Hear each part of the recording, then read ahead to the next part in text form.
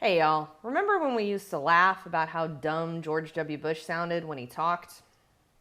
They never stop thinking about new ways to harm our country and our people, and neither do we. I'm Andrea Grimes, the digital editor at the Texas Observer, and I'm about to make you miss how smart George W. Bush was.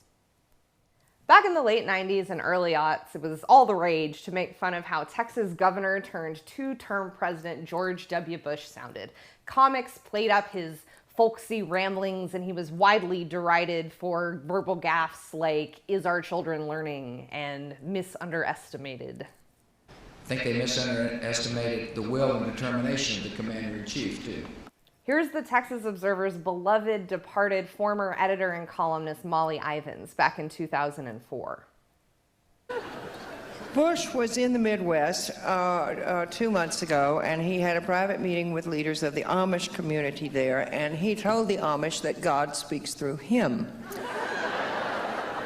I myself thought the Lord knew how to pronounce nuclear, so I was a little surprised. Ugh, what an embarrassment.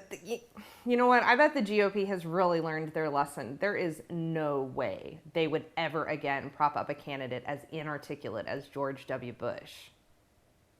Once the nuclear alternative happens, it's over.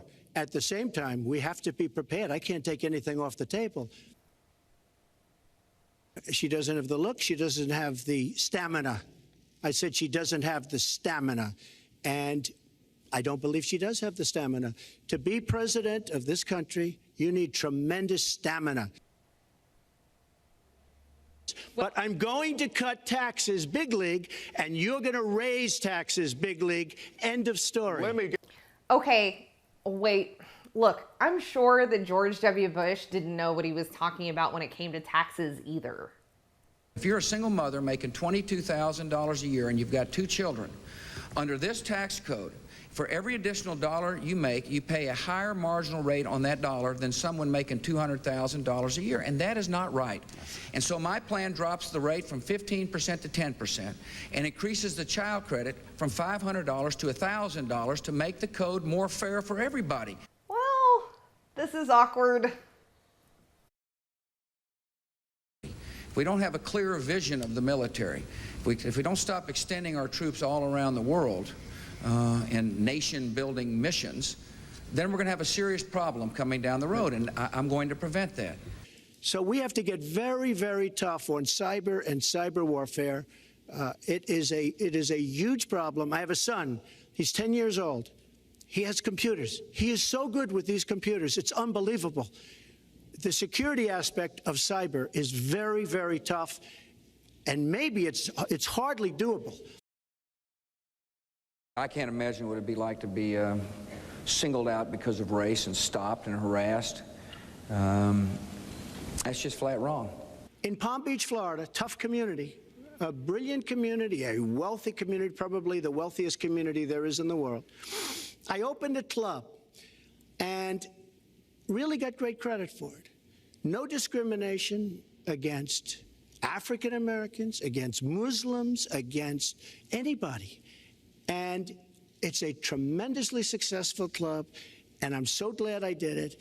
And I have been given great credit for what I did, and I'm very, very proud of it. Arab Americans are racially profiled in what's called secret evidence. People are stopped, and we got to do something about that. My friend Senator Spencer Abraham of Michigan is pushing a law to make sure that Arab Americans are treated with respect. And why don't you interrupt her? Would you please explain whether or not the Muslim ban still stands? It's called extreme vetting.